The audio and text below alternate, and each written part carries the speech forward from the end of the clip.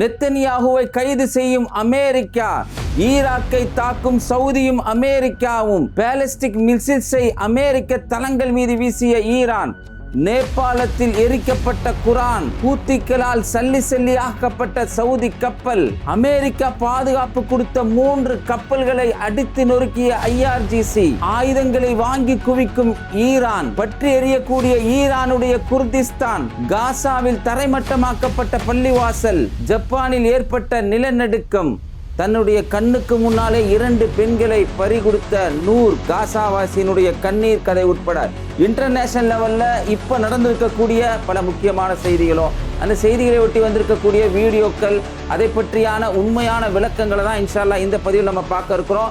அதுக்கு முன்னாடி நம்ம பேட்டை டிவி யாரெல்லாம் சப்ஸ்கிரைப் பண்ணாமல் இருக்கீங்களோ அவங்களாம் சப்ஸ்கிரைப் பண்ணிட்டு இந்த வீடியோ முழுமையாக பார்த்து உங்கள் நண்பருக்கு ஷேர் பண்ணுங்க. இன்னைக்கு உலகத்தளவில் மிக பேசு பொருட்களை ஒன்றா இருக்குது. என்னன்னு சொன்னால், நெத்தனியாவுக்கு பாதுகாப்பு கொடுத்து நாங்கள் அப்படியே கூட்டிட்டு போயிட்டு சேஃபாக கூட்டிட்டு வந்துட்டோம் அப்படின்னு இன்னைக்கு இஸ்ரேல் பேசிக்கிட்டு இருக்கான். ஆனால் அதுக்கு நேர் மாற்றமா இன்னைக்கு அமெரிக்காவில் இருக்கக்கூடிய மனிதாபிமான மக்கள், எப்பயுமே ஆட்சியாளர்கள் தனி மக்கள் தனி அப்படிங்கிறத நம்ம எல்லாருமே புரிஞ்சிருப்போம். அங்கே இருக்கக்கூடிய மக்கள், காசாவில் நீ தாண்டா இனப்படுகொலை செய்தவன் அப்படின்னு நேருக்கு நேராங்க அங்கே நடத்தக்கூடிய ஆர்ப்பாட்டம்லாம் எப்படின்னா, இப்போ நடத்தக்கூடிய அடையாள ஆர்ப்பாட்டங்கள் மாதிரி இருக்காது.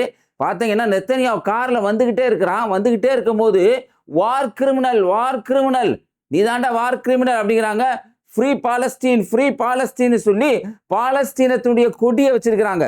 எந்த பாலஸ்தீனத்துடைய கொடியை பார்த்தா அவனுக்கு எரியுமோ அந்த கொடியை காட்டி என்ன சொல்றாங்கன்னா, போர் குற்றவாளிடா நீனு அப்படின்னு சொல்லி வாஷிங்டன்ல மிகப்பெரிய அளவிற்கு நெத்தனியாவுக்கு எதிர்ப்பான மக்கள் போராடினது மட்டும் இல்லைங்க. ஹாரைட்ஸ் நியூஸ் சேனல், இஸ்ரேலுடைய நியூஸ் சேனல், இஸ்ரேலில் இருக்கக்கூடிய இடதுசாரி நியூஸ் சேனல், அவங்க என்ன சொல்றாங்கன்னா, நெத்தனியாவு அங்கே இறங்கினவுடனே, அமெரிக்காவில் இறங்கினவுடனே அங்கே இருக்கக்கூடிய மக்கள் விருப்பப்பட்டாங்களாம். அங்கே இருக்கக்கூடிய அமெரிக்காவுடைய அமலாக்கத்துறை உடனே நெத்தனியாவை கைது பண்ணியிருக்கணும் அப்படின்னு விருப்பப்பட்டாங்களாம். ஆனால் அதெல்லாம் நடக்குமா? நடக்காது. ஏற்கனவே நம்ம சொல்லியிருந்தோம், ICC அதாவது கரீம் கான், நெத்தனியா ஒரு போர் குற்றவாளி, அதே மாதிரி எகியாசின் ஒரு போர் குற்றவாளின்னு சரிசமமா தீர்ப்பு வழங்கினாருங்க கரீம் கான். தொடர்ந்து அவரை குறி வச்சுக்கிட்டே இருந்தாங்க. குறி வைக்கிறதுக்கு என்ன பண்ணாங்கன்னா, அவரை காலி பண்ண முடியலன்னு மார்க் ரூபியோ, அதாவது அமெரிக்காவுடைய வெளியுறவுத்துறை அமைச்சர் மார்க் ரூபியோ என்ன சொன்னான்னா, அந்த ICC சரியில்லை, மொத்தத்துக்கு அதை தூக்கிடுங்க அப்படின்னு ஒரு முடிவுக்கே வந்தாங்க. எப்படி கேவலமான பேச்சு பாருங்க. இப்படி ஒரு நிறைய செயலை செஞ்சு அவர் மேல பெண் குற்றச்சாட்டு சுமத்தி வேற வழியே இல்லாம அவரை பதவியிலேருந்து தூக்கி போட்டாங்க. இந்த ICC-யுடைய பிடி வாரண்ட் கீழே நெத்தனியா இருந்து பல நாடுகள் இந்த ICC-ல ஒருங்கிணைந்து செயல்படுறாங்க. குறிப்பா பார்த்தீங்கன்னா இத்தாலி இருக்கிறாங்க, இது மாதிரி பல நாடுகள் இருக்காங்க. அந்த நாடுகளுடைய வான்பரப்பை தாண்டி தான் நெத்தனியா போறான். ஆனா எந்தவித கைதுகளும் நடைபெறல அப்படிங்கிறதா நீங்க கவனிக்கணும். அதே சமயம் மக்கள் இன்னைக்கு அவன் கைதானா என்ன நிலை ஏற்படுமோ, அவன் கைது பண்ணப்பட்டுட்டா அவனுடைய மனநிலை எப்படி ஏற்படுமோ அந்த அளவுக்கு இன்னைக்கு அமெரிக்காவில் மிகப்பெரிய ஒரு எதிர்ப்பலையா மக்கள் அவனை காரி துப்பிக்கிட்டு இருக்காங்க. இந்த செய்தியுமே மிகப்பெரிய அளவுக்கு சர்வதேச அளவில் வைரலாக இருக்கு. அடுத்து நடைபெறக்கூடிய முக்கியமான செய்தி, இந்த லூசு பையன் சவுதி இருக்கிறானா இல்லையா, அமெரிக்காக்காரன் சம்பந்தம் இல்லாமல் ஏற்கனவே முக்குச்சந்தில் போய் அர்முஸ்ல அடி வாங்கிட்டு இருக்காங்க ஈரான்ல. அவனை கூப்பிட்டுக்கிட்டு இப்போ போயிருக்காங்க எங்க, ஈராக்குக்கு போய் ஈராக்கில் இருக்கக்கூடிய PMF பாப்புலர் மொபிலைசேஷன் ஃபோர்ஸ் அப்படின்னு சொல்ற அந்த அமைப்புகளை அட்டாக் பண்றாங்க. யாருன்னா சவுதி அஃபீஸரை சொல்றாங்க, ஆமா நாங்க தான் அடிச்சோம், அமெரிக்காவோட சேர்ந்து அடிச்சோம்னு சொல்லி சென்டோமோ இன்னைக்கு சவுதி சேர்ந்து அடிச்சிருக்காங்க. இந்த PMF என்ன அப்படிங்கிறத நீங்க அடுத்து வரக்கூடிய விஷயங்கள்ல, அடுத்து நீங்க பார்க்கக்கூடிய எல்லா செய்திகளும் தெரிஞ்சுக்க வேண்டிய சில அம்சங்கள் இருக்கு. அதனால PMF பத்தி நம்ம சுருக்கமா சொல்லி நீங்க தெரிஞ்சுங்க. இந்த PMF அப்படிங்கிறது பாத்தீங்கன்னு சொன்னா, ஈராக்கில் இருக்கக்கூடிய மிகப்பெரிய ஈரானிய ஆதரவாளர்கள். PMF அந்த பாப்புலர் மொபிலைசேஷன் ஃபோர்ஸ் கீழே கிட்டத்தட்ட 60-70 குழுக்கள் இருக்கிறாங்க. எல்லாருமே அங்க இருக்கக்கூடிய அந்த மக்கள் PMF கீழே இருக்கக்கூடிய எல்லாருமே பாத்தீங்கன்னா அமெரிக்காவுக்கு எதிரானவர்கள் கிடையாது அப்படின்னு அமெரிக்காவே சொல்றான். அதுக்கு கீழே இந்த PMF கீழே ஈரானுடைய எதிர்ப்பாளர் இருக்கக்கூடிய யாருன்னு பார்த்தீங்கன்னு சொன்னா, ஹிஸ்புல்லா, அதாவது கத்தாயிப் ஹிஸ்புல்லா, பார்டர் ஆர்கனைசேஷன், அசீப் அல் அஹ்லி ஹக் அப்படின்னு ஒரு அமைப்பு, அது மட்டும் நஜாப் அப்படிங்கிற இன்னொரு அமைப்பு. இதுவெல்லாம் பாப்புலர் மொபிலைசேஷன் கீழே இருந்து அமெரிக்காவுக்கு சிம்ம சொப்பனமா இருக்கக்கூடியவங்க. என்ன எழுதுவாங்கன்னா, அமெரிக்காவுக்கு எதிராக இருக்கக்கூடியவங்க, அமெரிக்காவுக்கு சிம்ம சொப்பனமா திகழ்றவங்க. ஏன்னா இந்த பாப்புலர் மொபிலைசேஷன் உங்களுக்கு காட்டுறப்ப எப்படி காட்டுறாங்கன்னு தெரியல. ஈராக்கில் நாடாளுமன்றத்தில் எப்படி ஹிஸ்புல்லா லெபனான்ல துணை ராணுவ படையா இருக்குதோ அதை விட கூடுதலா ஈராக்ல அவங்க இருக்கிறாங்க. இவங்க ஈராக்ல இருந்து செயல்படுறாங்க. ஈராக்குடைய அரசாங்கத்தினுடைய ஒரு பிரதிநிதியா இருக்கிறாங்க. பல பேர் வந்து அரசாங்க பொறுப்புல இருக்காங்க. அது மட்டும் இல்லாம கவர்மெண்ட்டுடைய சேலரி எல்லாம் வாங்குறாங்க. இவங்க தான் PMF. இந்த PMF-னுடைய தளங்கள் பல இடங்கள் இருக்கு. இந்த இடங்கள்ல இருந்து சவுதி என்ன சொல்றாங்கன்னா, இங்க இருந்து தான் எங்களுடைய ஆயில் பைப்லைன், அதான் நேற்று நம்ம சொல்லியிருந்தோம், யான்பு அப்காய் போன்ற பகுதிகள்லாம் அடிச்சிருந்தாங்கன்னு சொல்லியிருந்தோம்ல, அந்த இதெல்லாம் எங்க இருந்து வந்துச்சுன்னு கேட்டா சவுதி என்ன சொல்றாங்கன்னா, அதெல்லாம் ஈராக்ல இருந்து தான் வந்துச்சு, ஈரானுடைய தளங்கள் தான் பயன்படுத்தப்பட்டுச்சு, அதனால நாங்க ஈராக்ல இருக்கக்கூடிய ஈரானுடைய ஆதரவாளர்களை PMF அடிக்க போறோம்னு சொல்லிட்டு அந்த பகுதிகளில் போய் மிகப்பெரிய அளவுக்கு குண்டு போட்டிருக்கிறாங்க. இந்த பகுதியில் மிகப்பெரிய ஒரு தாக்குதல் நடந்திருக்கு. தாக்குதல் நடந்த இடங்கள்லாம் பார்த்தீங்கன்னு சொன்னா சலா அல் தீன் மாகாணம் அப்படின்னு ஒரு இடம் சொல்றாங்க.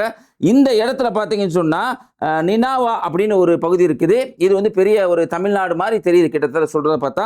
நினாவா அப்படிங்கிறது ஒரு மிகப்பெரிய இடம். இந்த இடத்துல பார்த்தீங்கன்னா PMF அதிகமாக இருக்கிறாங்க. குறிப்பா ஈரானுடைய ஆதரவாளர் இருக்காங்க. அந்த பகுதியில் இன்னைக்கு அமெரிக்காவும் சவுதி சேர்ந்து அடிச்சிருக்காங்க. இறந்து போனவர் மட்டும் பார்த்தீங்கன்னா 8 பேர், 4 பேர் வந்து மிகப்பெரிய அளவுக்கு ஊனமாயிருக்காங்க அப்படிங்கிற தகவல் கிடைக்குது. அதே மாதிரி சிரியாவுடைய எல்லை ஒட்டி இருக்கக்கூடிய இன்னொரு இடம், இது வந்து பார்த்தீங்கன்னா PMF கீழே இருக்கக்கூடிய ஒரு இடம்.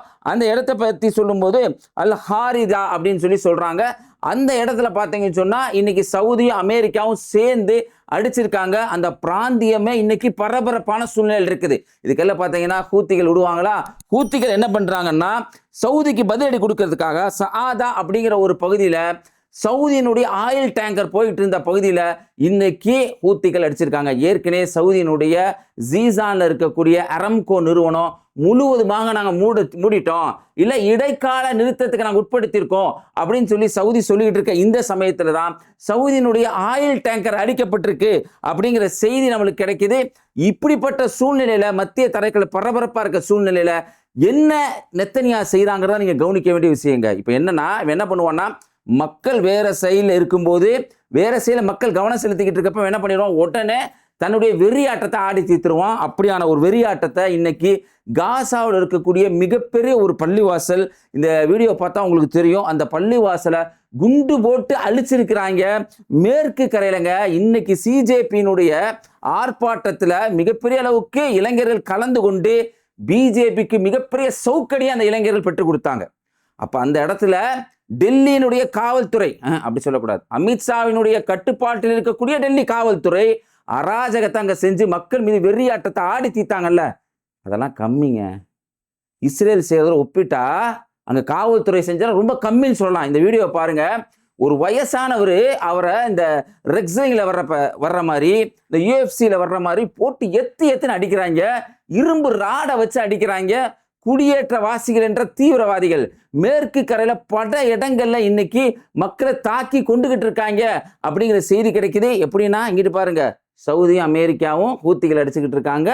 நெத்தனியா என்ன பண்றான், மக்களை கொண்டுகிட்டு இருக்கிறான் அப்படிங்கிற ஒரு செய்தி கிடைக்குது. கிடைச்சிக்கல ஈரான் அடுத்த கட்டமா என்ன செய்யறாங்க, நம்ம ஏற்கனவே சொல்லியிருந்தோம், அமெரிக்கா ஒரு பக்கத்துல ஆயுதங்களை வாங்கி சேமிச்சுட்டு இருக்காங்க, அடுத்த கட்டத்துக்கு தயாராக்கிட்டு இருக்காங்க அப்படின்னு ரெண்டி உட்பட, ரெண்டிங்கிறவர் யாருன்னு சொன்னா எக்ஸ் ஜெனரல், US-னுடைய எக்ஸ் ஜெனரல், அவரே சொன்னார், ஆமா ஆயுதங்களை வாங்கி தான் குமிச்சுக்கிட்டு இருக்காங்க, அதனாலதான் தள்ளி போட்டுக்கிட்டு இருக்காங்க, இதுக்கு வந்து ஒரு ரெஸ்ட் பீரியட் மாதிரி அப்படின்னு சொன்னாரா இல்லையா? அது மாதிரியே நடக்குது. ஏன்னா ஈரான் பார்த்தீங்கன்னா இன்னைக்கு மேன்ஸ்பேட் அப்படின்னு சொல்ற கையில இருந்து வச்சு தாக்குறத ஒரு அதாவது விமானத்தை கையில வச்சு தாக்குவாங்க, மேன்ஸ்பேட்னு சொல்லுவாங்க. அதுவும் அதே மாதிரி QW-12 அப்படிங்கிறாங்க, அது என்ன நம்மளுக்கு தெரியல. அது இது ரெண்டையும் ஈரான் மிகப்பெரிய அளவுக்கு, அதாவது கிட்டத்தட்ட $4 பில்லியன் அளவுக்கு ஈரான் வாங்கியிருக்காங்க அப்படிங்கிற செய்தி வருது. ஏன் ஈரான் இப்படி வாங்கணும் அப்படின்னு கேட்டீங்கன்னா, இவருக்கான நேசமணி அவன் பேசுனதான் என்னன்னா, மறுபடியும் ஆரம்பிச்சிட்டாங்க.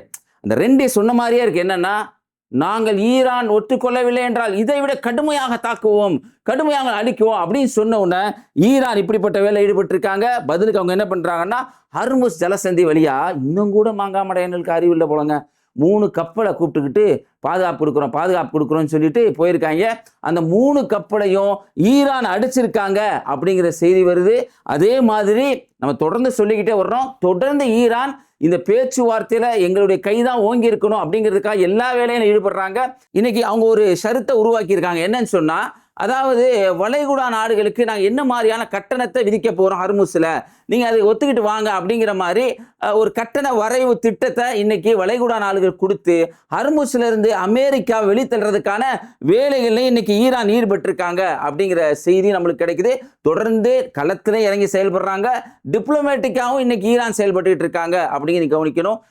அதை தொடர்ந்து இன்னொரு முக்கியமான செய்தி பார்த்தீங்கன்னு சொன்னால், நேபாளத்தினுடைய பல பகுதிகளில் மிகப்பெரிய அளவுக்கு கலவரம் நடைபெறுது, மக்கள் தாக்கப்படுறாங்க. ஒருத்தர் இந்த செய்தியை பாருங்க, ஒருத்தர் குரானை எரிக்கக்கூடிய காட்சி வருது. என்ன சம்பவம் நடந்திருக்கு அப்படின்னு கேட்டீங்கன்னா, நேபாளத்தில் இருக்கக்கூடிய போல்பாம் அப்படின்னு சொல்ற ஒரு பகுதிங்க. அங்கே வந்து கன்வார் யாத்திரைன்னு சொல்றாங்க. அது மாதிரி யாத்திரைக்கு போறாங்க பல மக்கள், நல்ல மக்கள். பிபிசியில் சில செய்திகள் நம்ம பார்த்துருக்கோம். போகும்போது அவங்க பாட்டில் அமைதியாக போவாங்க, அவங்க பாட்டில் அமைதியாக வருவாங்க. சில பேர் எல்லா இடத்துலையும் விசமிகள் இருப்பாங்க, மண்டக்கண்ட சில பேர் எல்லா இடத்துலையும் இருப்பாங்க. அது மாதிரி இதுலேயும் சில பேர் இருக்கிறாங்க. இப்போ என்ன பண்ணுறாங்க, கன்வார் யாத்திரை நடக்கும்போது அங்கே இருக்கக்கூடிய கப்தாகான்ஸ் அப்படிங்கிற ஒரு பகுதி, இது பீகாரை ஒட்டி வருதான், நம்ம எல்லையை ஒட்டி இருக்குதான். இந்த பகுதியில் என்ன பண்ணுறாங்கன்னு சொன்னால், ஒரு குழு வந்து சாமி கும்பிட்றதுக்கு, யாத்திரைங்க சாமி கும்பிட்றது தானே, அதில் போன எல்லாரும் கிடையாது. சில பேர் என்ன பண்ணுறாங்கன்னா, நைட்டில் போய் மக்கள் வசிக்கக்கூடிய பகுதி, குறிப்பாக முஸ்லீம்கள் வசிக்கக்கூடிய பகுதியில் போய் டிஜே மியூசிக் போட்டு விட்ருக்காங்க. டிஜே மியூசிக்னா உங்களுக்கு என்ன தெரியும், குத்து பாட்டை கூட வைப்பாக இருக்கும். அதை பாருங்களேன், இதை எந்த இந்து மக்களாக ஏற்றுக்குவாங்களா? வைப்பு பாட்டை போட்டு விட்டு நைட்டில் ஒரே கூத்து கும்மாளம் எந்திரிச்சு வந்து, ஏன்ப்பா இப்படிலாம் பண்ணுறீங்க அப்படின்னு கேட்டவுடனே கைகலப்பு ஏற்படுது, கலவரம் ஏற்படுது. அதை தொடர்ந்து நேபாளத்தில் எங்கெல்லாம் முஸ்லீம்கள் சும்மா பைக்கில் போய்கிட்டு இருக்காங்க, பைக்கில் போயிட்டு இருக்கப்ப அங்கே அந்த முஸ்லீமை போட்டு அடிக்கிறாங்க, ரோட்டில் போயிட்டு இருக்க பெண்களை போட்டு அடிக்கிறாங்க, அவங்களுடைய வீடுகளை போய் எரிக்கிறாங்க, பள்ளிவாசலுக்குள்ள புகுந்து இல்லை வீடுகளில் புகுந்து குரானை பிடிச்சி எரிக்கிற இந்த நிகழ்வு நடந்திருக்கு. இது வந்து நேபாளத்தில் அந்த மக்களுக்கா இல்லை, அங்கே இருக்கக்கூடிய சைத்தான்கள் இருக்காங்களா இல்லையா, அதனால இப்படி ஒரு விஷயம் நடந்திருக்கு. உலகத்தளவில் இன்னைக்கு நேபாளத்தை கண்டுபிடிச்சிட்டு இருக்க இந்த சமயத்தில் ஒரு சில இப்படியும் பதிவு செய்கிறாங்க. ஏன்னா அந்த கூட்டத்தில் பார்த்தீங்கன்னா போய் அடிக்கவும், ஒரு ஆளை போட்டு அடிக்கிறாங்க. அடித்த உடனே அந்த கூட்டத்தில் இருக்க ஒரு ஆள் 2 பேர், இப்பெல்லாம் செய்யாதீங்கடா, காப்பாற்று, அப்பெல்லாம் பண்ணாங்கடா அப்படின்னு சொல்லி காப்பாற்றி கொண்டு வர்றாரு. இங்கே இருக்க பசு பாதுகாவலர் படை மாதிரி மண்டை முத்தி போய் அடித்தா கூட அதை ஃபோட்டோ எடுத்து போட்டு ரசித்து சிரிக்கிற மாதிரி இல்லை. அந்த தாக்குதல் கூட 2-3 பேர் நல்லா இருப்பான் போல அப்படின்னு சொல்லக்கூடிய அளவுக்கு இன்னைக்கு நிலைமை இருக்குது.